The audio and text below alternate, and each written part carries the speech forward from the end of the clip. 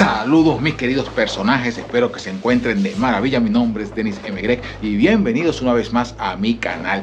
Y hoy vamos a hablar del por qué tenemos inflación en Canadá. Así que quédate hasta el final si quieres saber todo y nos vamos ya, comenzamos.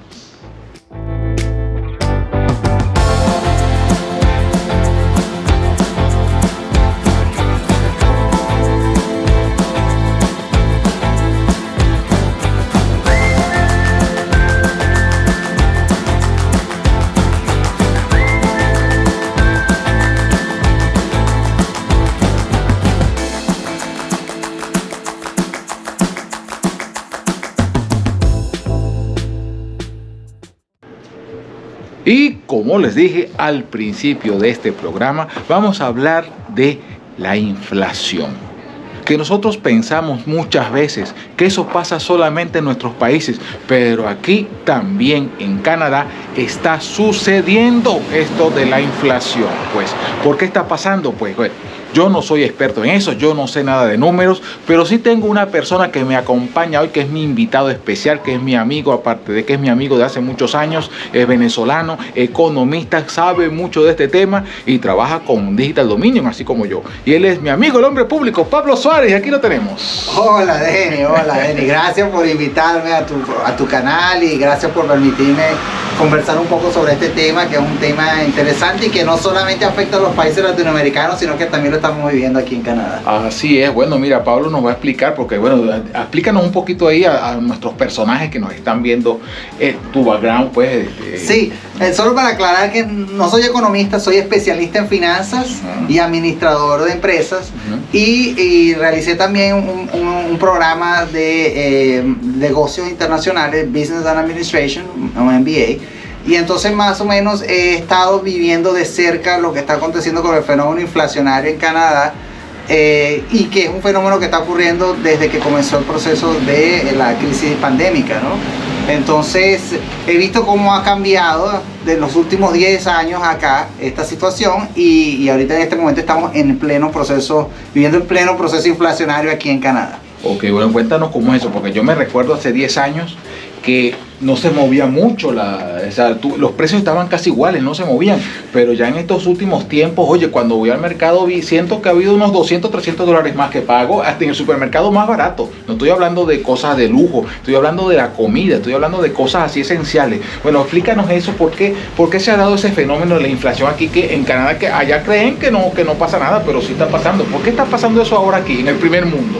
Bueno, son varios factores. La inflación, obviamente hay una situación coyuntural, que es la situación pandémica que mencioné anteriormente, que eso trastocó un poco con la dinámica que se venía manejando en el país, en Canadá específicamente, y en los países desarrollados en general, los cuales tienen una política que se basa en la generación de empleo, en baja inflación y en el control de lo que se llama la masa monetaria, la generación de M2, que sería la generación de dinero, para evitar saltos inflacionarios y que haya una estabilidad.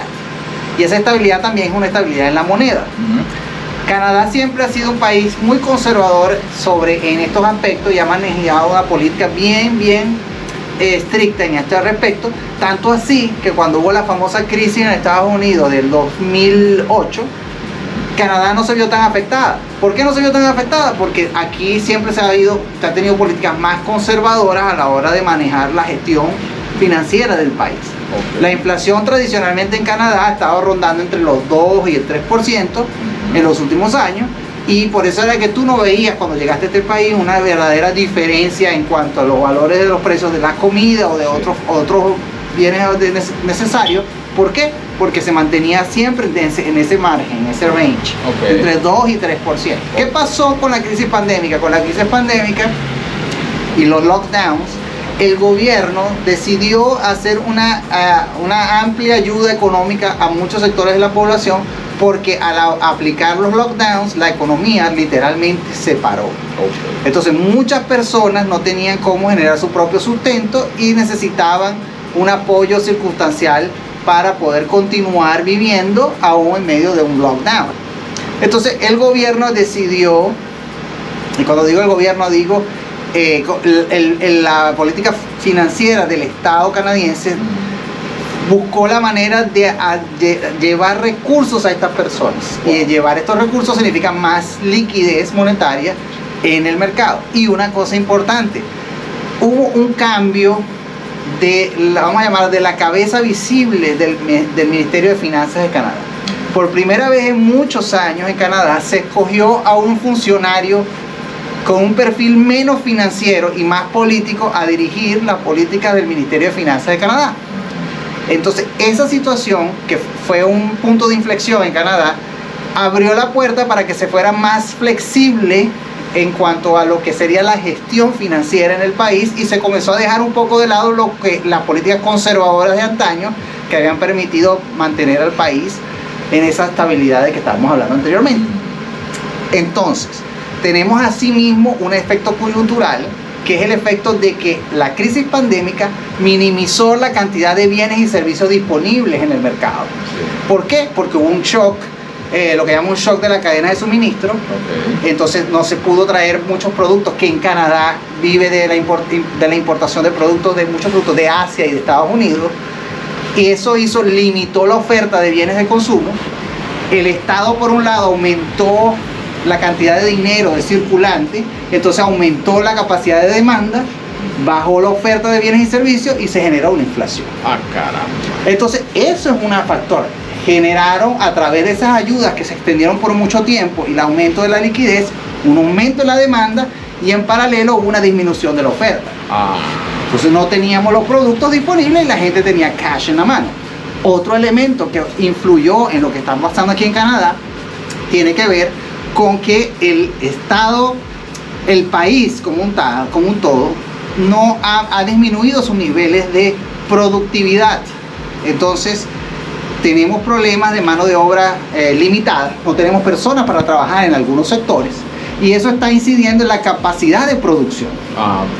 Entonces estamos teniendo restricciones en cómo podemos producir bienes y servicios, y eso va a generar inflación. Una muestra de eso y de lo que tú sientes en el mercado es que la última medición de inflación nos indicó que fue 0.9% la inflación de un mes en Canadá.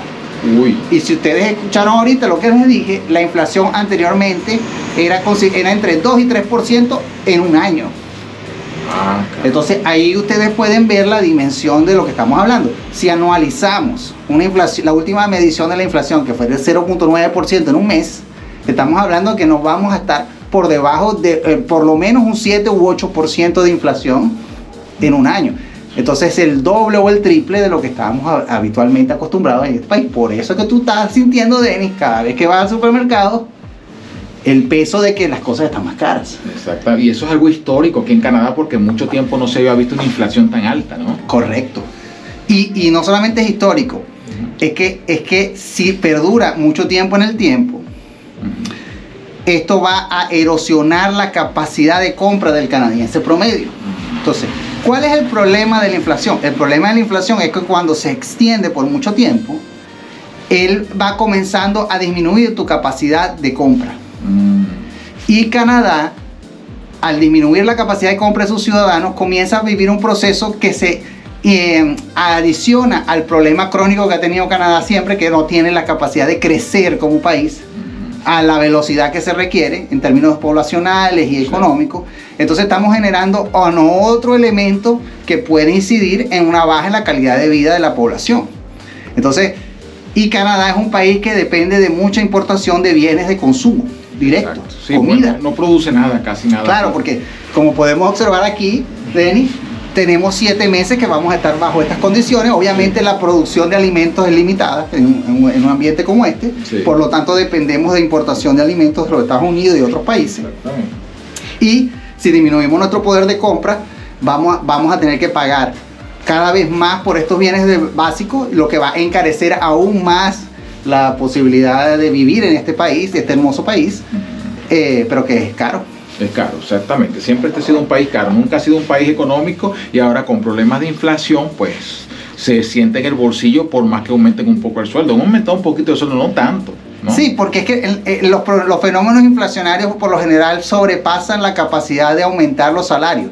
Muchas economías en América Latina, hay muchos países que pueden tener referencia de eso, algunos gobiernos tomaron la decisión de que, bueno, hay inflación, yo indexo los salarios a la inflación, pero lo que hace es generar el efecto contrario. Indexa los salarios, eso genera más inflación, más inflación, y entramos en un círculo de nunca acabar. Y pueden darse escenarios excepcionales como en América Latina, que hemos visto de inflaciones, hiperinflaciones, más de 3 dígitos en muchos países.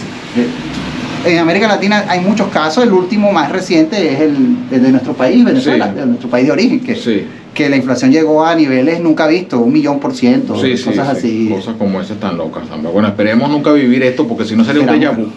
Esperemos que no podamos vivir esto aquí, Denis. Esperemos que no, pues que las políticas tomen cabeza y que el gobierno tome las riendas realmente de lo que es la economía. Sí, y claro, vamos a ponerlo en perspectiva, ¿no? Para no ser alarmista. La inflación está altísima si lo comparamos con los históricos de este país, pero no estamos hablando de inflaciones de 3 dígitos, ni siquiera de 2 dígitos todavía.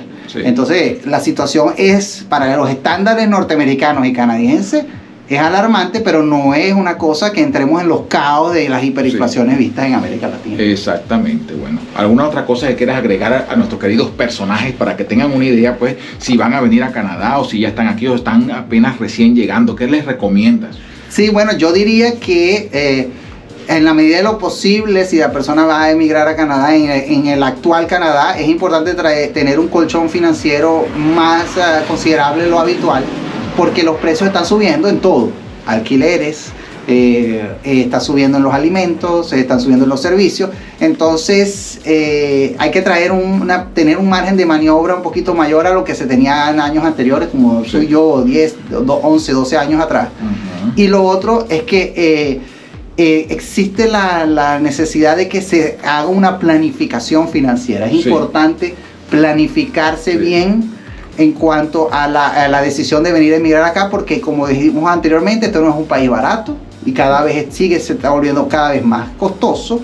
Y segundo, este es un país en donde existen oportunidades, pero también hay ciertas restricciones en el crecimiento de la economía. Por lo tanto, no sé hasta cuánto tiempo la economía va a tener capacidad de generar los suficientes empleos para las personas que están viniendo. Entonces, hay que planificarse bien, hay que tener claro hacia dónde que se quiere, hay que definir un estándar de vida, adaptar esa planificación financiera a ese estándar de vida y ser flexible para entender que el mercado laboral no va a estar en una situación espectacular por mucho tiempo. Por lo tanto, hay que tener la flexibilidad de saber dónde poder incorporarse en el mercado de trabajo y ser flexible. Así es, bueno, flexibilidad entonces y mucha capacidad de adaptación. Que ya de por sí venir a este país es un gran reto la adaptación personal, sobre todo si venimos de América Latina, es un gran reto de adaptación. Y no solamente la adaptación del frío, del clima, de la cultura y la gente, sino la adaptación a nivel económico.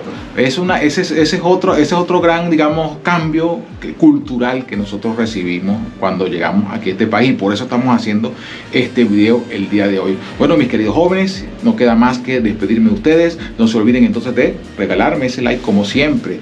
Todo el tiempo ese like, porque es importante para que así YouTube lo recomiende a otras personas. Compartan el link, escríbanme en los comentarios, escriban lo que quieran. Yo les voy a dejar aquí los enlaces de Digital Dominion para que así también se conecten con la página, para que vean las informaciones, cultura, deporte, política y muchas otras cosas más.